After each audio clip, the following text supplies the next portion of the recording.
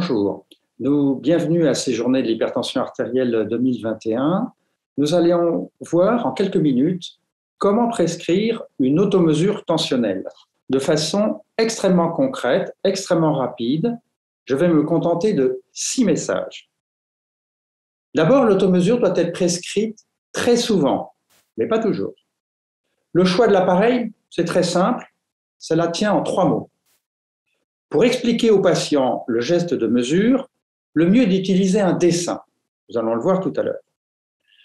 Il ne faut pas oublier de bien indiquer au patient comment restituer ses résultats. Cinquièmement, nos patients ont des compétences différentes. On va les voir. Et enfin, si on manque de temps en consultation pour prescrire l'automesure tensionnelle, eh bien, il faut simplement penser à s'aider d'Internet. L'automesure, ça, la grande majorité des personnes sont capables de mesurer leur pression artérielle, mais à condition qu'elle soit volontaire. On ne va pas prescrire l'automesure à quelqu'un qui ne le voudrait pas. Et enfin, il ne faut pas que la personne ait quelques contre-indications médicales. Je citerai par exemple la fibrillation auriculaire, les troubles cognitifs, une anxiété, mais une anxiété pathologique, pas une petite appréhension, et enfin, bien sûr, des troubles visuels ou des handicaps. Pour choisir l'appareil, 3 mots. 1. Toujours recommander un tensiomètre avec brassard huméral de taille adaptée. Un tensiomètre, évidemment, validé avec marquage CE. Le tensiomètre de poignet ne garde une place seulement si l'emploi du brassard huméral n'est pas possible. Enfin, la Société européenne d'hypertension ne recommande pas d'utiliser les appareils sans brassard, dits cuffless, c'est-à-dire les bracelets intelligents, smart wrist, les montres connectées ou les applications smartphone qui prétendent mesurer la pression artérielle avec leur objectif de téléphone portable. Donc ceux-là, il ne faut pas les utiliser. Pour expliquer l'automesure, rien de mieux qu'un dessin qu'il faut présenter en consultation. Ce dessin, il est disponible sur Internet. Vous voyez en haut, pas d'exercice 30 minutes avant la mesure, on se repose 5 minutes avant la mesure, ne parle pas pendant la mesure, et enfin, on ne fume pas et on ne prend pas de café un quart d'heure avant la mesure. La mesure doit se faire assise, dos appuyé sur le rebord de la chaise, pieds posés à plat sur le sol, le brassard huméral doit être enfilé et de taille adaptée, bien ajusté, le bras est posé sur une table, la paume ouverte vers le ciel, bien détendue, on ne serre pas son poignet, et enfin, le tensiomètre doit être validé comme on l'a vu tout à l'heure.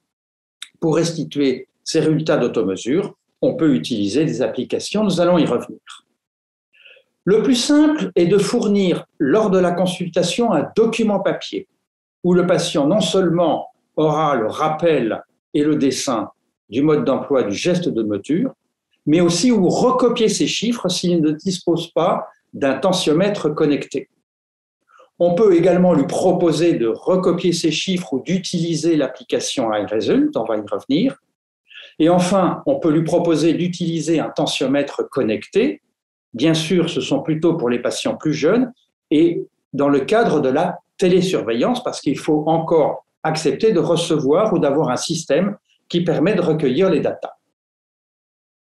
Les compétences des patients avec l'automesure peuvent être tout à fait différentes. Et cela dépend du choix du prescripteur, du médecin. Le plus simple, c'est de demander au patient de réaliser une série de mesures tensionnelles. 3 fois le matin, 3 fois le soir, pendant 5 à 7 jours de suite selon les recommandations européennes et pendant 3 jours de suite au minimum pour les recommandations françaises. Il est bien de demander au patient de savoir obtenir le calcul de ces moyennes, parce qu'on va lui rappeler que c'est les moyennes de mesure qui sont le cut-off, le seuil pour juger du contrôle ou pas de la pression artérielle.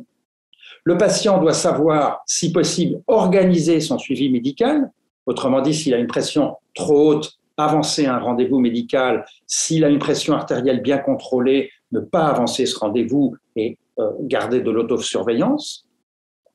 Le patient peut apprendre à communiquer ces mesures à un tiers, un aidant, une infirmière, un médecin. Mieux encore, et ça c'est évidemment pas tout le monde, mais c'est maintenant possible, le patient peut adapter son traitement, mais et seulement s'il dispose d'un plan d'action établi par le médecin, c'est l'autotitration, ça concerne des patients qui sont très autonomes. Le patient, dans ces cas-là, doit savoir informer son médecin des adaptations qu'il a faites. Enfin, le patient peut être capable de s'auto-évaluer par une nouvelle série de mesures, alors soit faites 4 à 6 semaines après la modification de son traitement, soit s'il était contrôlé 3 à 4 mois plus tard pour vérifier que tout va bien. Donc la compétence des patients est tout à fait différente suivant leur âge, leur capacité intellectuelle, mais aussi les choix du médecin à autonomiser plus ou moins son patient. On manque toujours de temps en consultation pour donner toutes ces explications. Donc il faut savoir que sur Internet, on va trouver des supports, informations et documents pédagogiques. On trouve des vidéos avec des tutoriels, des gestes de mesure, ou même d'hétéromesure, c'est-à-dire un aidant peut prendre la pression artérielle, par exemple, d'une personne âgée, 80, 90 ans, en institution, en EHPAD ou à domicile. Et enfin, il dispose, Internet peut donner voix à des applications d'autogestion des résultats avec des calculs automatiques des moyennes et des interprétations automatiques des seuils de pression artérielle, soit trop élevés, soit insuffisamment contrôlés. 2 sites principaux qu'on va citer ici, automesure.com et iResult.com, qui donnent l'ensemble de ces informations. Les quelques messages que je viens de passer sont conformes à la bibliographie et essentiellement les toutes récentes recommandations du groupe de l'automesure de la Société européenne d'hypertension, paru dans G-Hypertense en septembre 2021.